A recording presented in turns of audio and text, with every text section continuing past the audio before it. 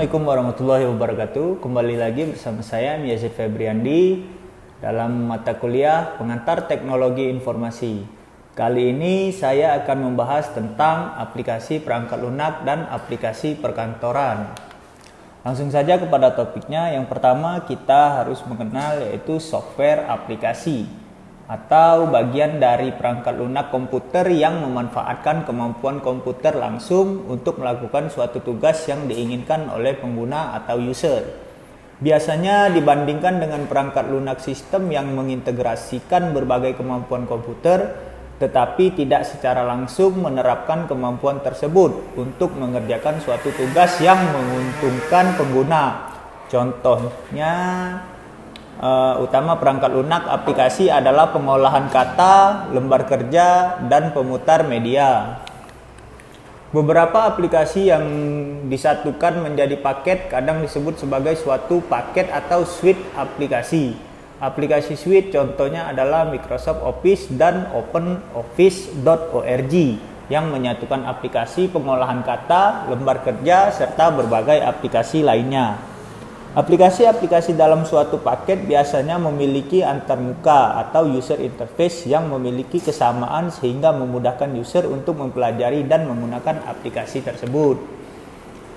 Yang pertama kita membahas tentang sejarah aplikasi. Dari yang pertama itu di era pioner. Pada era ini, bentuk aplikasi komputer hanya berupa sambungan-sambungan kabel ke antar bagian dalam komputer. Cara aksesnya menggunakan punch card atau kartu yang dilubangi. Hanya digunakan untuk mesin tertentu dan untuk tujuan tertentu. Yang kedua, di era stabil. Aplikasi komputer mengalami kemajuan cukup pesat. Komputer sudah mampu melakukan banyak proses bersamaan atau multitasking dan cepat. Pada era ini, mulai dikenal sistem basis data yang mampu memisahkan program dan data. Di era yang ketiga itu disebut dengan era mikro, di mana di era ini aplikasi komputer dibagi menjadi beberapa bagian, yaitu aplikasi sistem software, aplikasi, dan language software. Di era yang terakhir yaitu di era saat ini yang kita alami, di era modern. Aplikasi komputer makin berkembang dan juga bisa diterapkan di perangkat lain seperti Android, Symbian, dan lain-lain. Kemampuan aplikasi juga meningkat. Aplikasi dapat mengenal suara dan gambar.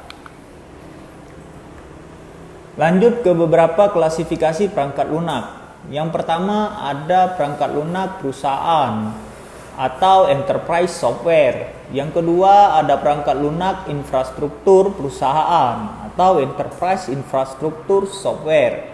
Yang ketiga ada perangkat lunak informasi kerja atau information worker software. Yang keempat ada perangkat lunak media dan hiburan atau content access software. Yang kelima ada pendidikan, perangkat lunak atau education software. Yang keenam ada perangkat lunak pengembangan media atau media development software. Dan yang terakhir yang ketujuh yaitu perangkat lunak pengembangan produk atau product engineering software.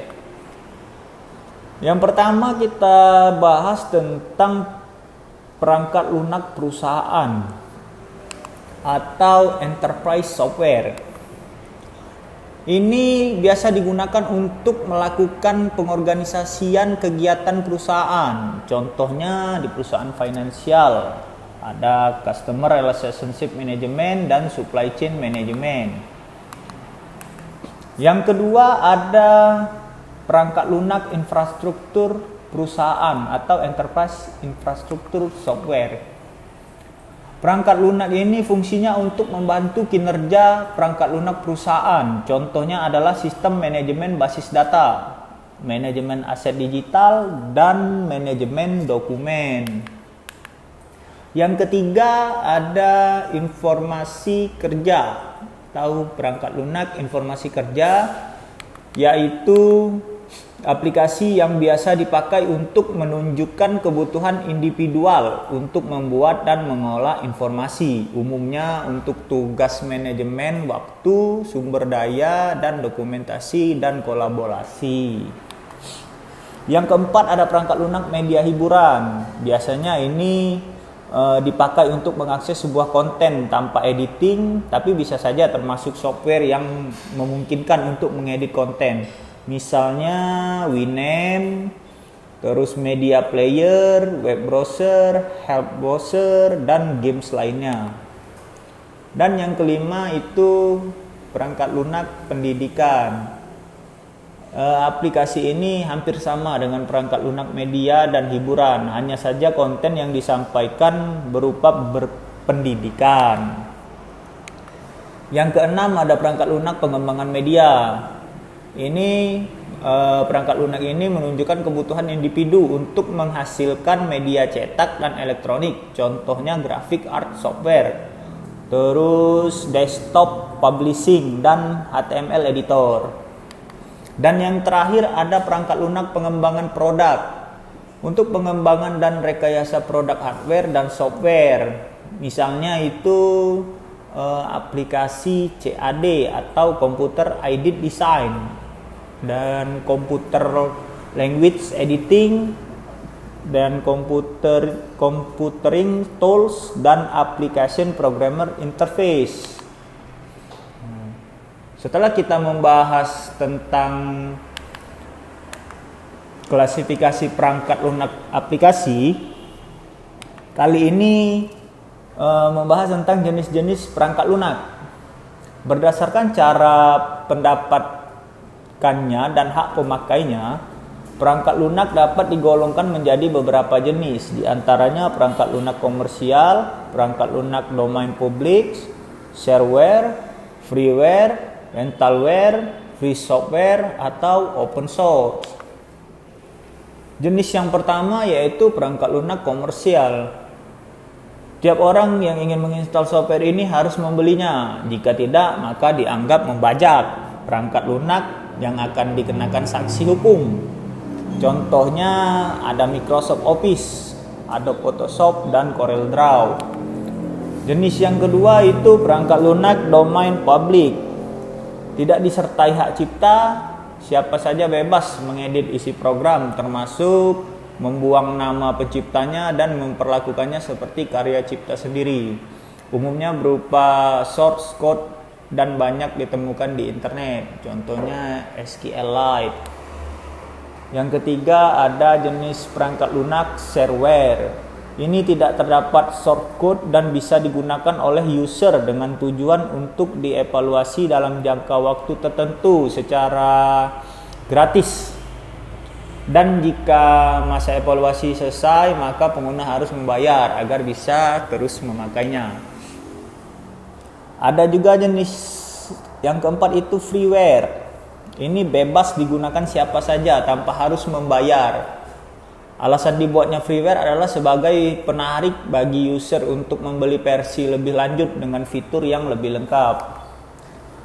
Yang kelima ada free software. Berbeda dengan freeware, free software dilengkapi source code yang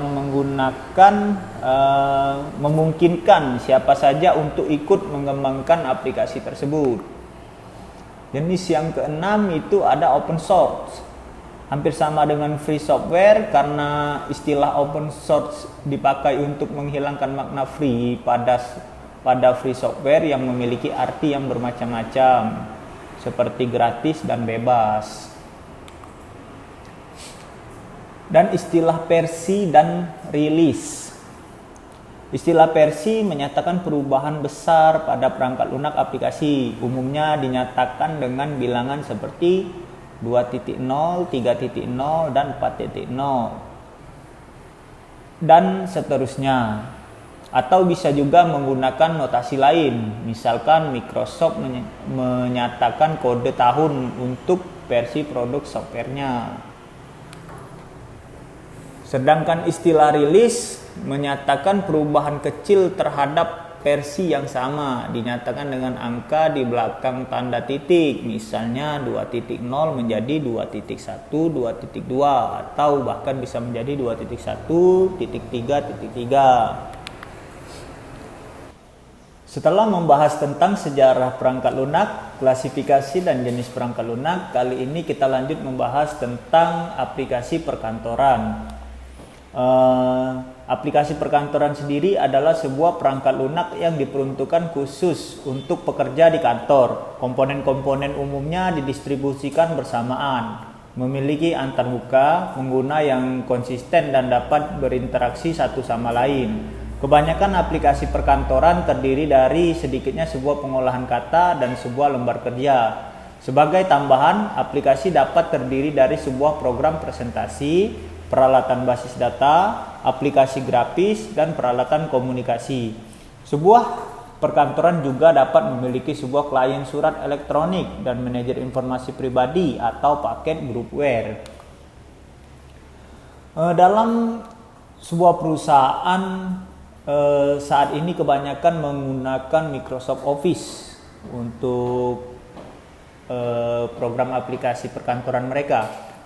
Jadi kita kali ini sedikit membahas tentang Microsoft Office, di mana terdapat banyak aplikasi di dalam Office itu sendiri. Di antaranya ada Microsoft Word, Microsoft PowerPoint, Excel, Outlook, dan juga Visio. Pertama itu tentang Microsoft Word. Ini adalah program untuk mengolah kata. Program ini umumnya digunakan untuk menulis dokumen, misalnya karya tulis, skripsi, novel, dan sebagainya. Yang kedua ada Microsoft Excel Office. Ini adalah program aplikasi yang banyak digunakan untuk membantu, menghitung, memproyeksikan, menganalisa, dan mempresentasikan data. Di sini kita akan banyak bersinggungan dengan metode-metode pembuatan tabel dan grafik. Tentunya dibutuhkan sekali dalam penyusunan data-data perusahaan, hasil-hasil penelitian, maupun dalam pembuatan makalah pribadi. Yang ketiga ada Microsoft PowerPoint. Microsoft PowerPoint merupakan sebuah aplikasi yang digunakan untuk mempresentasikan atau menayangkan sebuah dokumen presentasi yang dibuat oleh Microsoft PowerPoint. Namun PowerPoint ini memiliki perbedaan jika dibandingkan dengan Word dan Excel yang notabene-nya dapat disunting kembali. PowerPoint tidak dapat disunting kembali dan hanya mampu untuk memperlihatkan presentasinya saja. Ada juga Microsoft Outlook. Microsoft yang juga tergabung dalam bagian Microsoft Office ini umumnya aplikasi ini digunakan untuk membaca dan mengirimkan surat atau email. Ada juga Microsoft Publisher. Ini memungkinkan pengguna untuk membuat surat kabar, desktop publishing, kartu ucapan, dan lain sebagainya. Ada juga Microsoft Access. Ini terhubung juga di bagian Microsoft Office yang berfokus pada data komputer, relasional untuk skala rumahan dan perusahaan kecil hingga menengah. Ada juga Microsoft InfoPad. Ini aplikasi ini pertama kali diluncurkan bersamaan dengan Microsoft Office 2003 yang kemudian berlanjut untuk Microsoft Office 2007. Microsoft InfoPad ini umumnya digunakan instansi perusahaan untuk membuat lamaran pekerjaan, biodata karyawan, dan sebagainya. Ada juga Microsoft Lync. Ini pertama kali diluncurkan dengan nama Office Communicator 2007 R2 hingga diubah namanya menjadi Microsoft Lync. Microsoft Lync diluncurkan pada tahun 2011 dan saat ini sudah hadir dalam Microsoft Office versi terbaru. Walaupun memiliki banyak fungsi, namun utamanya aplikasi yang satu ini berfungsi sebagai instant messenger seperti Skype, Yahoo Messenger, dan Google Talk. Ada juga Microsoft Note, OneNote. Ini mirip dengan aplikasi pengolahan kata, tapi versi ini versi yang ringannya saja, karena sesuai dengan namanya Note, maka aplikasi ini hanya digunakan untuk kertas catatan. Di sini pengguna dapat menggambar, menulis, mencoret-coret, memasukkan objek, dan lain sebagainya. Intinya kegunaannya hanya untuk mencatat. Yang terakhir ada Microsoft Visio. Aplikasi ini memungkinkan pengguna untuk membuat diagram, misalnya diagram flowchart, skema jaringan, dan brainstorm. Pastinya aplikasi ini sangat membantu dalam menganalisis seperti memperkirakan arah, naik atau turunnya saham, hingga grafis pendapatan dan pengeluaran dan lain sebagainya. Secara tidak langsung, aplikasi bernama Microsoft Visio ini bisa digolongkan sebagai jenis aplikasi kantoran. Selain itu, pengguna juga dapat memanfaatkan grafik vektor untuk membuat diagram. Selain Microsoft Office, ada juga jenis WPS Office. Ini adalah sebuah aplikasi perkantoran yang dulunya bernama King Office. WPS sendiri merupakan sebuah akronim dari Writer, Presentation, dan juga Spreadsheet, dan penawaran sebuah fasilitas aplikasi yang mampu digunakan sebagai pembukuan dokumen yang asalnya dari sumber lokal, serta sebagai sebuah pengakses file yang disimpan di storage penggunanya. Dan juga ada yang namanya aplikasi Polaris Office. Ini termasuk sebuah aplikasi perkantoran yang menyediakan berbagai fitur untuk digunakan dalam melihat, menampilkan, mengedit, serta menyimpan semua jenis dokumen di mana saja dan kapan saja. Aplikasi Polaris Office ini sangat kompatibel untuk segala jenis format file seperti doc, PPT, dan juga PDF. Sekian presentasi dari saya, semoga apa yang saya sampaikan dapat bermanfaat untuk kita semua. Saya Yazid Febriandi, wassalamualaikum warahmatullahi wabarakatuh.